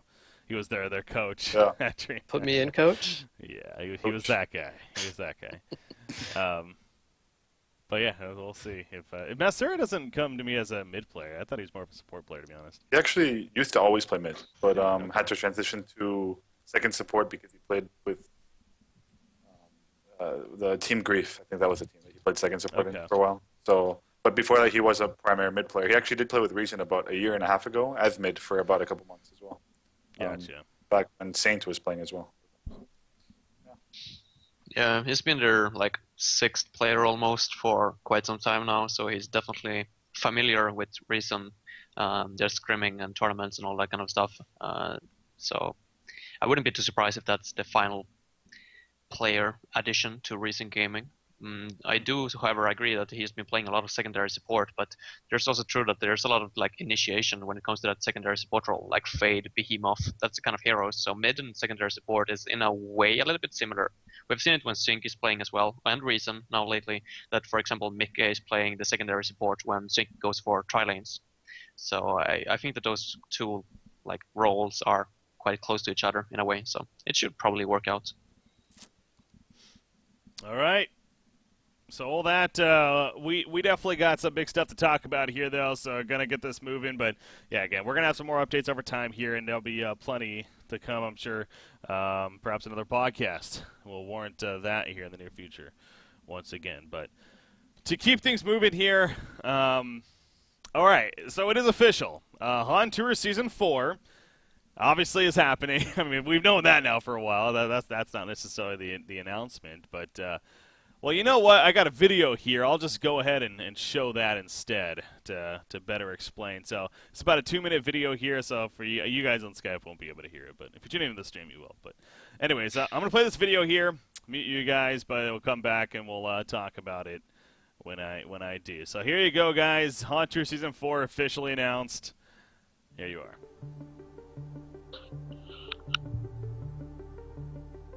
Rhapsody going to be jumped right here. A lot of damage coming out. Magnus with the follow-up stun. Down goes Rhapsody, and Sync Esports already starting strong.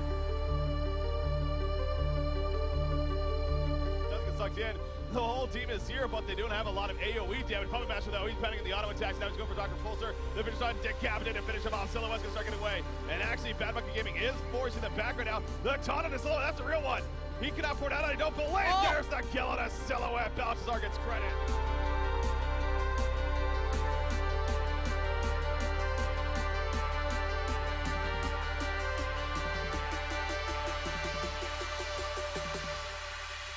Let's get it on. On Tour Season 4 is going to be the season of more. After the tremendous success of Hontour Season 3, we knew that we had to do something bigger and better for Hontour Season 4. So many more matches, so much more chance for coverage, and so many more chances for you guys to help fund as well as get more out of it. One of the things that we've learned in our previous efforts in community funding is that you guys want to know what you're buying into. You're spending your money to support the esports scene, and you want to know what you're going to be getting back. So one of the things that we're going to be doing differently with the Paragon set is we're going to be showing you all the bonuses and all the perks that you'll be receiving for purchasing these avatars well in advance. Now when it comes to the format, it definitely is going to be more. And by that, I mean it's going to kick off with the group stages actually for the Diamond Division. So for the first 2 weeks, you're going to be playing group stage matches. Every single team will play each other once in a best-of-2 format. And the top 4 teams are going to compete in that 4-team bracket to then decide the ultimate champion and gain their share of the prize pool.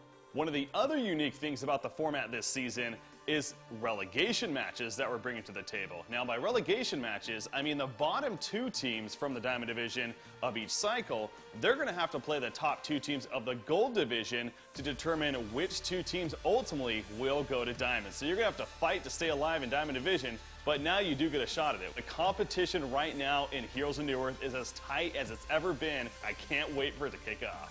All right, guys, so here it is, Hontour Season 4. Get ready.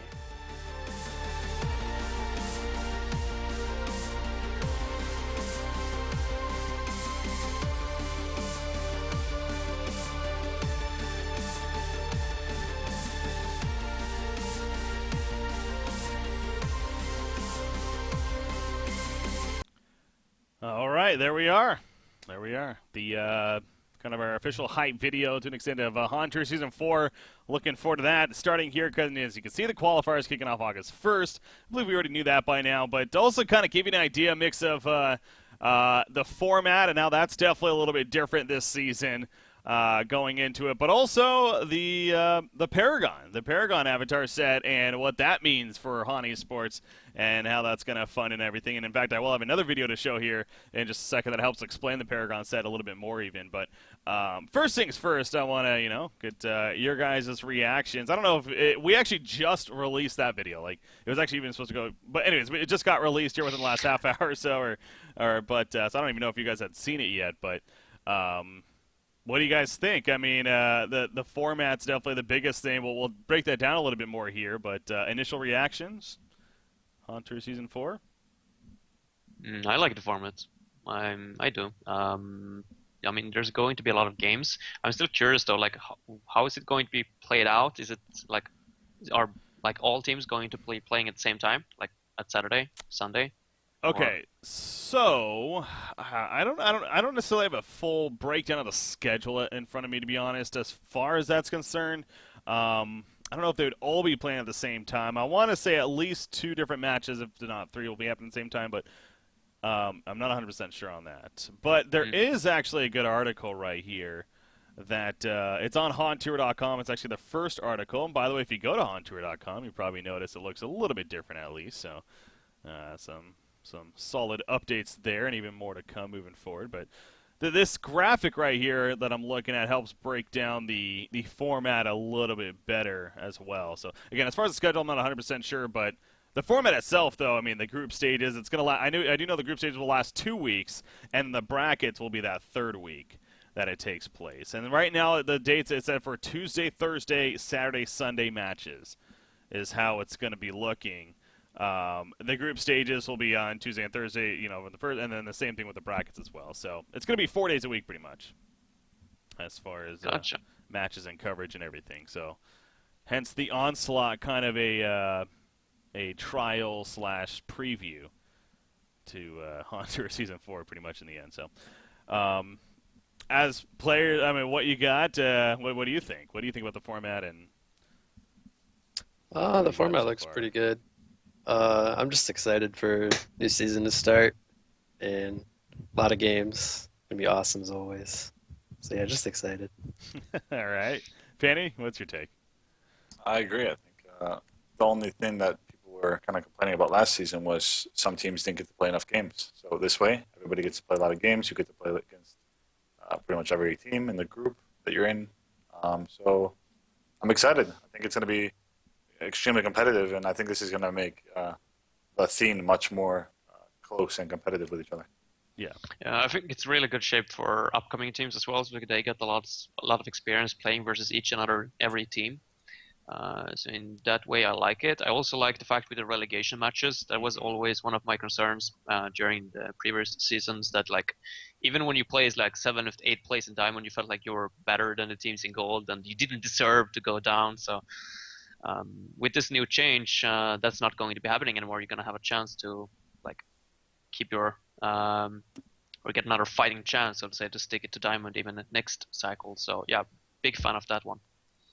Yeah, the relegation matches. When I first heard about them myself, I was a little bit mixed, a little bit uncertain, but at the same time, because I do like the idea of kind of introducing a new team or two into each cycle. But you know what? Hey, making them actually earn that spot and play for it, and it does give a little bit more drama ultimately, as far as if you do lose, you still have a chance. If you win Gold, though, you're not necessarily 100% moving forward. You then have to kind of earn that extra spot. But I also like the point you make about the group stage. It's really going to be a benefit for newer teams like Mystery Gang and whatnot, how they are going to get that chance now to play all the teams, a lot of games to be played, so kind of catch up a little quicker. Whereas in previous seasons, you play the number 1 seed, which, for the past it's been a very top-tier teams and likely would get dominated, and then right away you'll lose this bracket, and then you go back to Gold. I mean, that's just how it worked a lot of the time. So I think this will be a lot more friendly for those new teams, definitely, with the format here. So, yeah, definitely excited for that and the relegation and whatnot.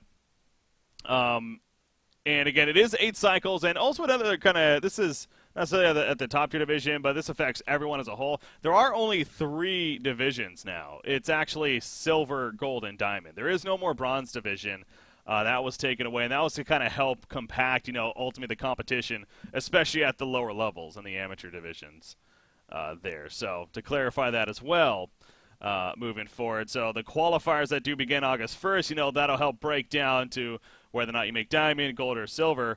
One other very important thing that I should have actually said right at the beginning here is that there are 5 invite teams to diamond, and then there will be 3 more that actually qualified.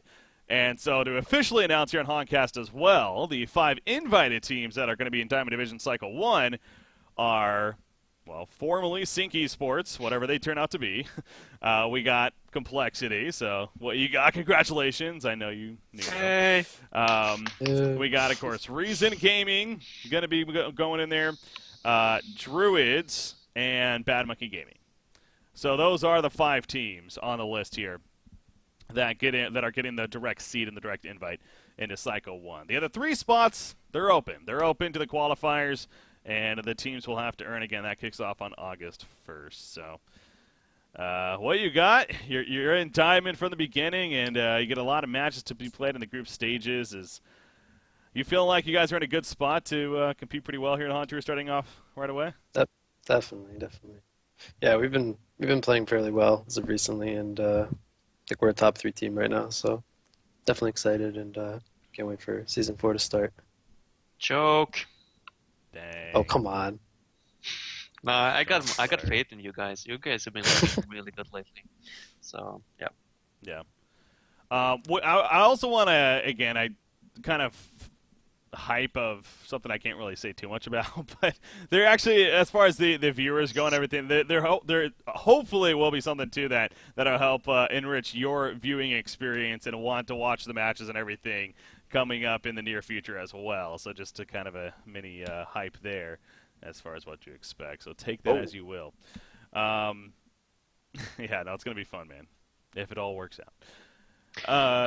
One question actually. Now, when we're on the topic of the whole 5 direct invites, then there's not going to be any seeding this season. Then everyone is just going to be like That's true. Straight into the group stages, so no seeding whatsoever. So it's even if you like have a disappointing week or a disappointing cycle, that's not going to affect your next cycles. It's going to be a fresh start every single time, and I actually like that a lot more than the previous cycles or the previous seasons, where you like, if you were, for example, placed in that coming up from gold, you had to play versus the top ranked one team every single time, and then you would instantly lose, and you would have to play a top 4 team down in the loser bracket. So staying in diamond actually became quite difficult and felt a little bit unfair. So I like the fact that this new format takes care of that.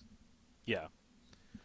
No, that's a really good point to make. And, again, as far as coverage goes in the past, like last, we had the 2 weekends, and then we'd have a break on a weekend even. So let's just say there maybe wasn't a whole lot of coverage.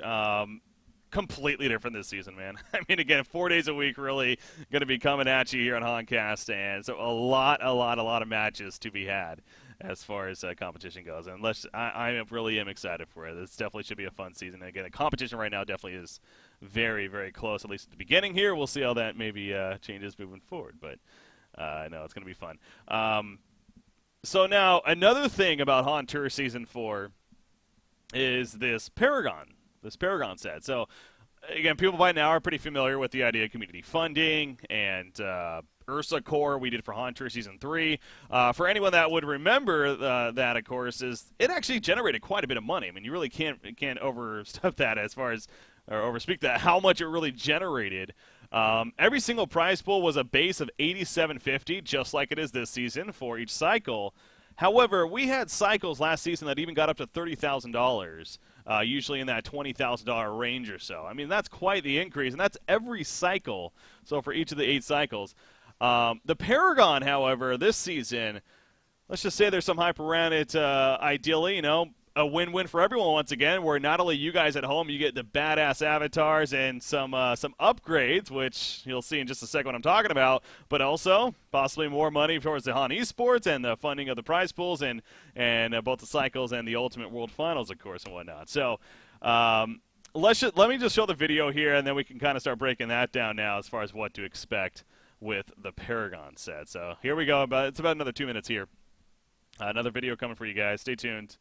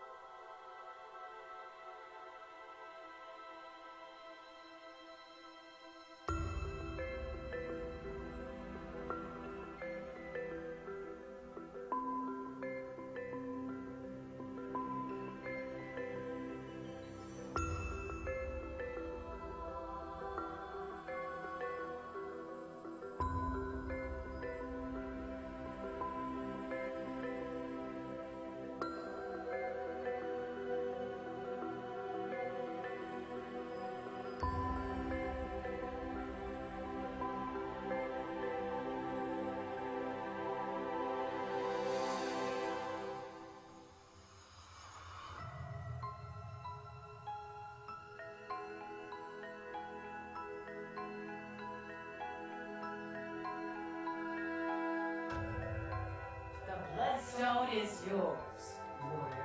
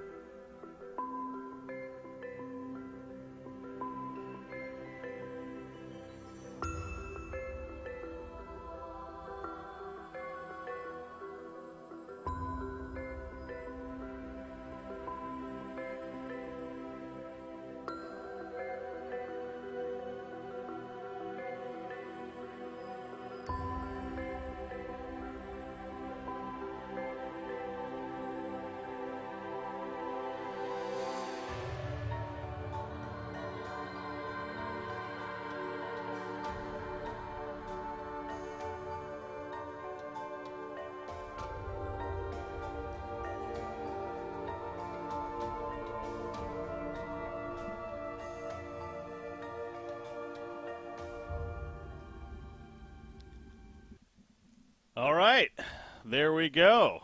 You guys may be still watching it, but yeah, it's about to finish up now. Just about finishing there, yeah. So that is the Paragon set. So again, and here we are on Honcast and on a podcast, like, oh, we're talking about avatars. What the hell's going on? What are you doing now? And well, there's obvious reasons why we're talking about this is because this supports Han Esports. And what I mean by that, to real quickly break it down, again, I believe there's actually even a forum, and there's actually a splash page I should even, Keanu Reeves actually linked it in chat earlier. I'll stress it once again, haunter.com/splash/paragon is the URL, but you guys can check out the website, all the information, and kind of the breakdown on how this Paragon set works.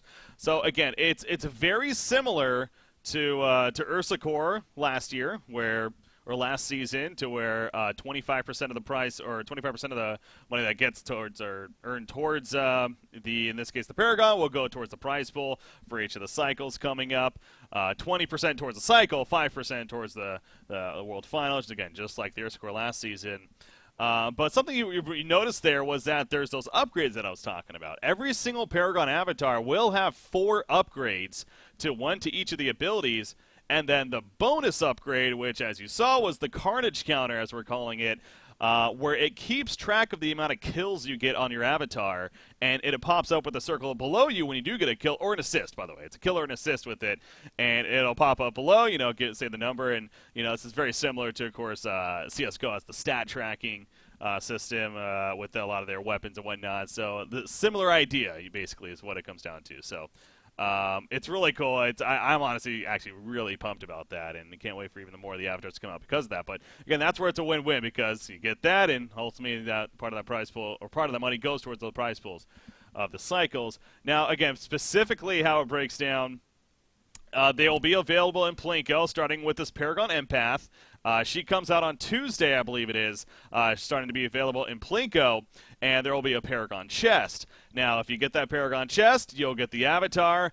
Once you get the avatar, there is still reason to play, though, because you get the chance to get the upgrades. The upgrades are all individual, including the Carnage counter. So you want to keep playing to try to get those upgrades. And, a lot of people may say, like, oh, well, they just want us to keep playing Plinko more for the monies. Well, first off, again, it will be supported. It will go towards the prize pool of the Han Tour cycles. But on top of that, the percentages has increased a lot for these chests. We want you to ultimately get these upgrades. It's not like, we're sitting back trying to, make it so you can't get these upgrades and make it very difficult. The percentages are very high, so, there's good chances that you'll be getting these upgrades ultimately and earning towards getting the visual upgrades as well as the Carnage counter. So, and that'll be happening for each of the avatars that comes out, of course, every, I want to say 3 weeks because of each cycle, so yeah. That's kind of the timeline for it. Then after 6 weeks of being out in Plinko, they will be available to purchase in the shop for, I think it's 600 gold coins. It's actually cheaper than the Ursa Core was last season as well. So there's that benefit as well. Again, there's a lot of feedback that we got from Ursa Core. We learned a lot about it, and let's just say we put a lot of those changes into this season set to make sure you guys are happy with it and, ultimately want to help fund Han Esports, but also get some sweet-ass avatars in the end. So there you go. That's the breakdown there as far as what the Paragon set is. And what so this means that I'm gonna have to start kill stealing as a supporting empath. Yes. Nice. No, again, it does count assists. So as long as you're getting the assist, then you're good. Yeah, no, that's what I was worried about as well. Like, well, I'm buying Codex on empath, I guess. Empath is good at assisting, that's for sure.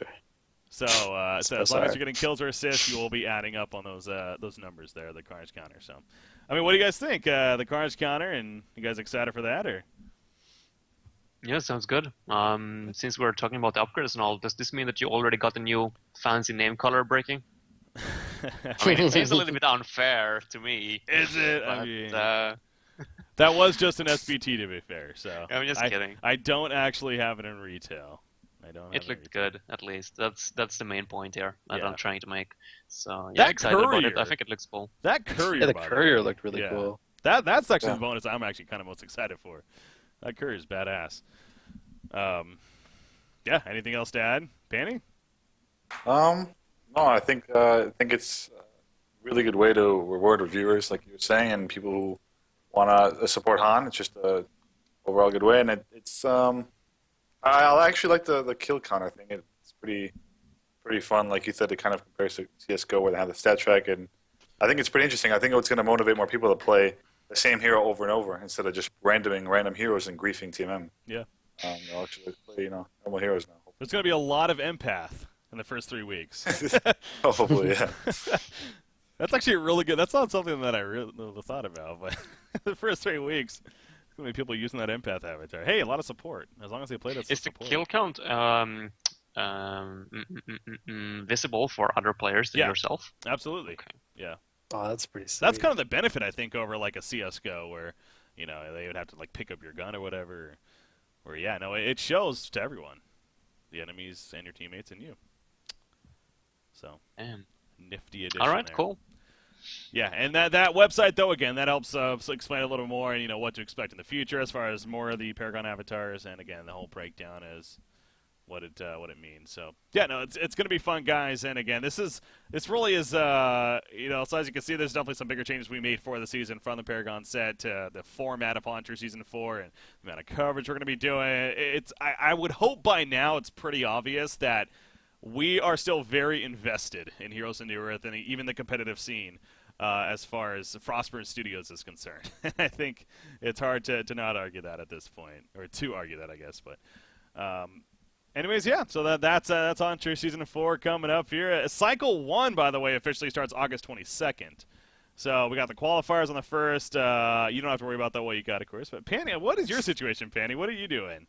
You even know yet? Currently teamless. Okay. But in terms of qualifiers, it's a bit difficult for me to play the Hunter qualifiers because I won't be able probably to be on a computer or be somewhere with internet if I'm out of Athens. In other words, Greek islands might not have the best internet there. Okay. To be able to play if I'm on vacation. So obviously, I'm gonna be looking to play probably join a team as soon as I get back. And see who's in what team at the time. Or maybe I'll just start playing mid for Reason Gaming. What happened with BMG? You're just going to leave them behind? Yeah. I don't know, dude. Fuson seems pretty... promising. Fuson seems really promising. I don't know. I might have to take him up on the offer. Yeah. All right. Well, we'll see where that ends up. But okay, so let's get into the final part of the show here to start wrapping it up. But one thing we do want to do before we get into that, Mark, is wanted to go over our top 10 rankings, our top 10 personal rankings, and it's really interesting right now because, we just had the Onslaught event, the kind of dream hacking. We're thinking about that a little bit too, and now looking forward to Hunter Season 4. We got a lot of roster changes, so it is a little bit of a funky top 10 to an extent, but at the same time, hey, we figure why not? We got a podcast, let's just have fun with it. We did also, for the first time, well, not the first time technically, but it's been a long time since we've included Southeast Asian teams. And we decided it kind of made sense to do that, at least for some of the more well-known teams that we are aware of, because, damn it, they deserve our respect now. As Fuson didn't agree with. That was really interesting, actually. It kind of feels like... I remember talking with them over at DreamHack when we were at that player dinner. And the group stages had just finished, and I think BMG finished third in their group, and D-Dog finished fourth. And I was like, MRR, they're going to win it all. And they were like, no, we don't agree at all. If MRR were in Group B, they would have finished last.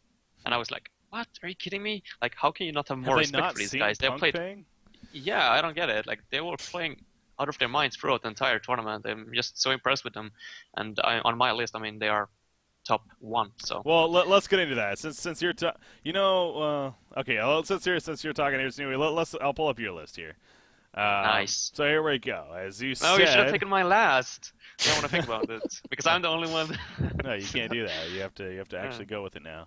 So MRR was your first team, but explain yourself because you got a little interesting as it went on here. I'll just say that. Yeah, the only reason for why I didn't place Recent Gaming on that number 2 spot is because of the fact that they lost Omi, and I think that's going to mean a great deal for them. I hope for Recent Gaming to prove me wrong, and I would hope for them to still be in that number 2 spot, but I think that they got some training to do before they actually reached the same point as they left earlier this week. Macero, of course, transitioning to the mid. He had some history playing mid, as Panny pointed out, but still I think it's going to take him quite some time before you actually get into the same kind of atmosphere as Onmi had for his team. And also losing your mid initiator is like the one who's usually like jumping in on top of the fight, and losing him is probably the hardest position to lose. I think, at least. I mean, I would rather lose suicide or support or carry or anything else than my mid initiator, because I feel like that's like the kind of role that holds your team together. So that's the reason why I put Reason in number 4th spot list, and then Sync, of course, 2nd, and Complexity 3rd. Nothing really that stands out too much. Druids is 5th, Bad Monkey Gaming 6th. Mira Russ Russ is is the other thing. Mira Russ, exactly. You like those guys? I like them. They took a game from Complexity, if I'm not mistaken, when they were playing in what tournament that was. I cannot recall. It was a while ago, but yes, I think they did take a game off us. Yeah, and I mean, they seemed promising, but then it was the DreamHack qualifier events actually. They seemed quite promising in there.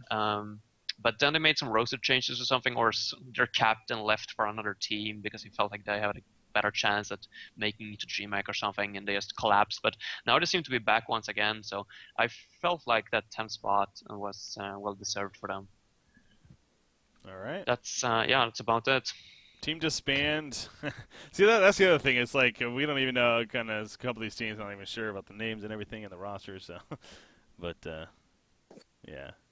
Perhaps you can give us some insight on Team Disband, Panny. And where they, I think they're currently playing with Now as a carry, Guifix as a support, Pinky Curdy as second support / jungle. Denver Pro is playing Suicide, and Flex Kavana, aka Mewtwo, is playing mid. So that's their current roster. I think they have some new tag or name in game as well, but I'm not sure.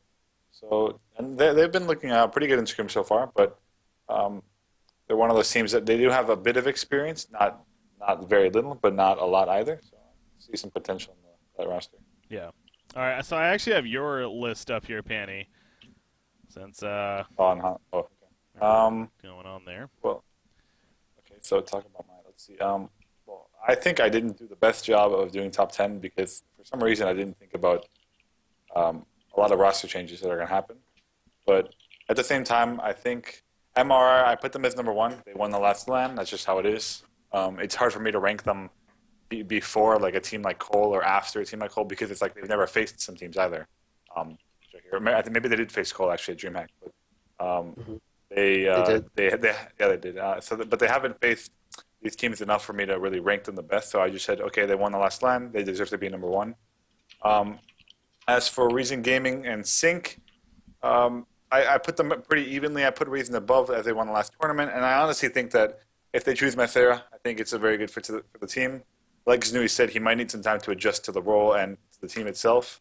But I think he has insane potential, and I honestly think that the German machines and Tinkafet are insanely strong players right now, and I feel like they're at their peaks in their career. And I don't really see those players having very bad games often at all. So I kind of keep Reason at number 2. After that, Sync 3, Cole 4. Like I said, Cole can be a top 5 team, and they can be a top 1 team depending on the day. And then that leaves Druids and BMG who have roster changes and could have different players playing and kind of waiting for that to see. HOD Dog 7 for DreamHack, they're pretty good, but they're a bit in the air as well. And then Mystery is Band and Shrek is Love. I think Ogre's a pretty good team as well. But yeah, I think that I'm more focused on the top 5 to 6 rather than the 7 to 10, at least until after these Hunter qualifiers. It's going to show a lot more who the other teams are for Diamond. Yeah, that's a good point. And actually, by the way, somebody brought up in chat about Myth Hybrid, another Tide team that's actually pretty solid. And definitely shout out to them. They could arguably be on the top 10 list as well. So Dog does not agree, though, so never mind. Acer D-Dog. Don't agree. Look what you did there. You know what's really interesting, actually, it kind of just hit me, is that Panny, myself, and What You Got all have the same list. We literally chose the same 10 teams in the same 10 spots. Znui was the only one that was different here. Greece. So different. Greek power. Yep. I guess so. We'll see what happens cycle 1. That's when it all comes to show. Yeah. I mean, what you got, I got your list, but again, it's literally the same. So, but do you have anything further to add to? Yeah, Okay, what you so got?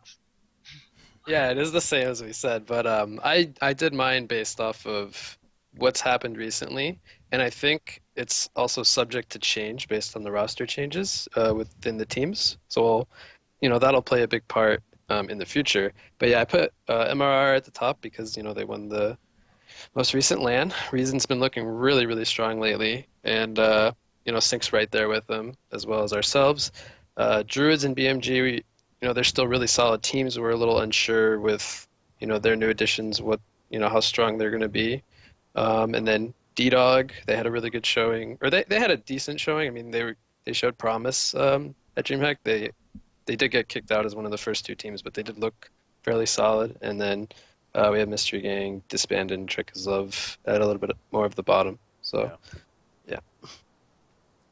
Yeah. What you got? I mean, you guys, didn't you defeat Sync in the last tournament?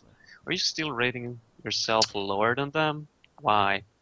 Yeah, I still think, I mean, we played really well, but I think Sync's going to go back with Aiden drafting. Not to say Keizu wasn't doing a good job, but I think, Sync they're still going to be up there.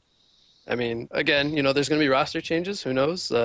Taking out Flens and putting in Onmi could, maybe be worse for them. Who knows? You know what the only team that's we'll not have to- really making roster changes is Complexity, man. Yep. Yeah, and I mean, I gotta give Baba Ganoush Rusher a big shout out because he's playing on like 250 or whatever ping, and he plays our matches like 4 or 5 in the morning whenever. Like it's so late for him, and I just gotta give him like a quick shout out for like his dedication to Han, just in general. I have a question for what you got. Mhm.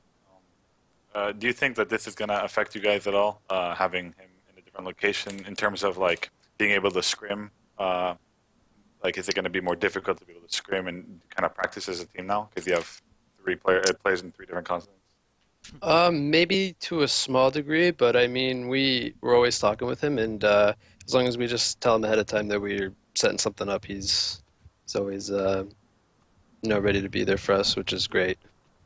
Talking really about appreciate it. scrims and all, like yesterday you guys were scrimming another US team. How did that We turn didn't out? scrim with our full 5. What? Oh, okay, so excuses being made there. Okay, I get it. I wasn't even playing my role, So you which lost. we all know that I can't play. So you lost is what we're saying. Yeah, we lost some scrims, but Okay. we don't take scrims. So Complexity is not invited anymore.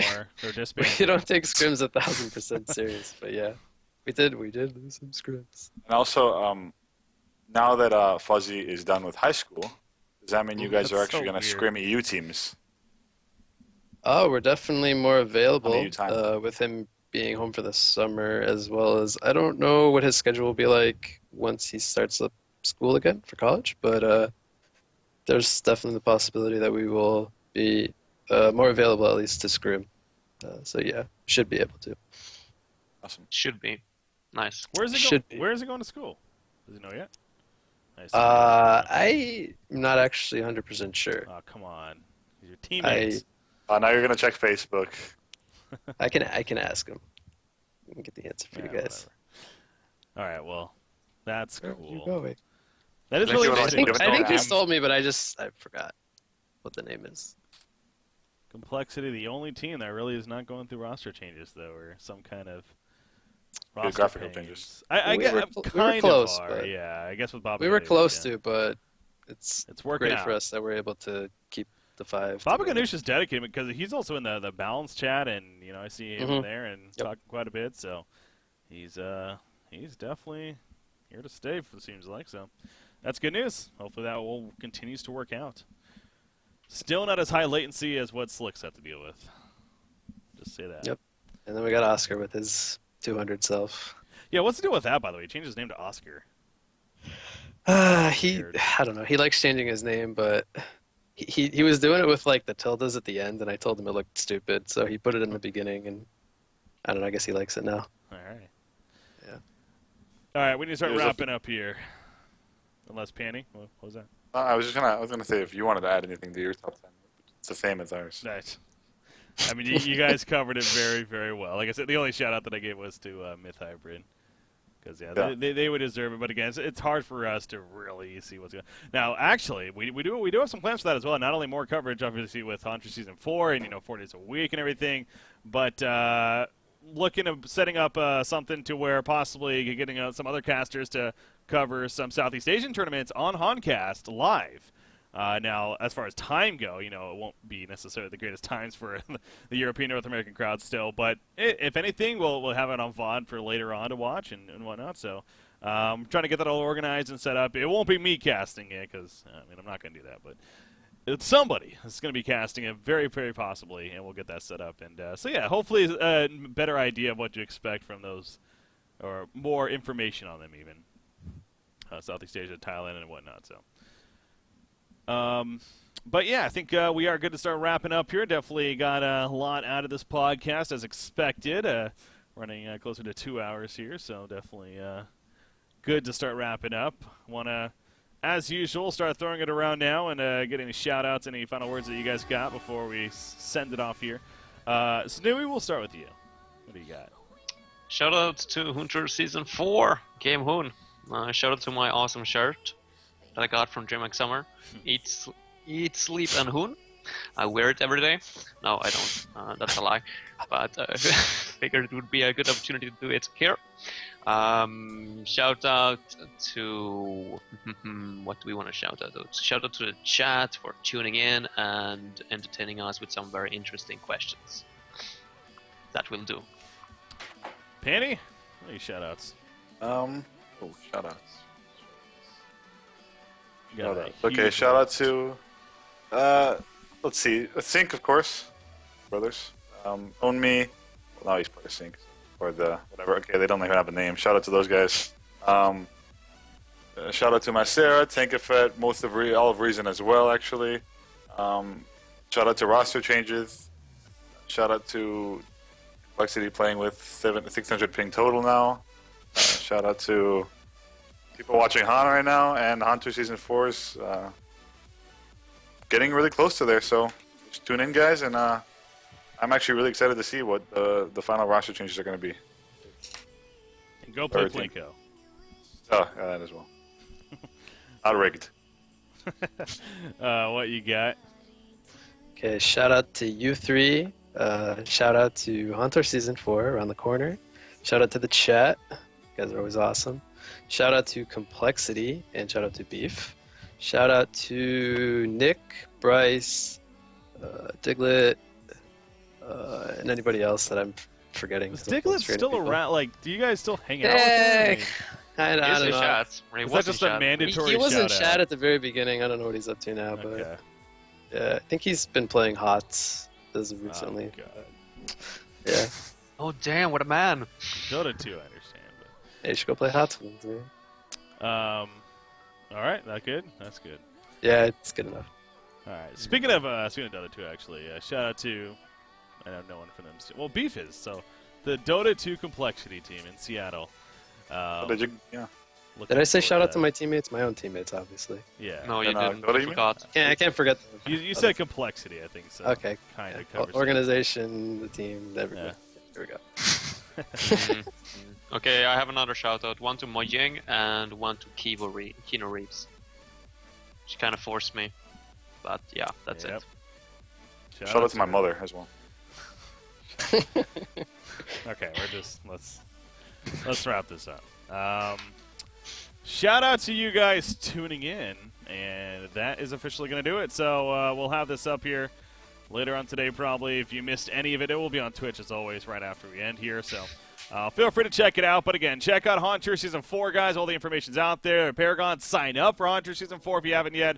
Get your friends, find a random team on the forums. Just get involved. It's a lot of fun, I promise. And honestly, if I was not a caster, I would be participating all these seasons. But kind of got the other thing going on. So, anyways, we'll see you next time. As far as next time goes, I guess this means we'll see you.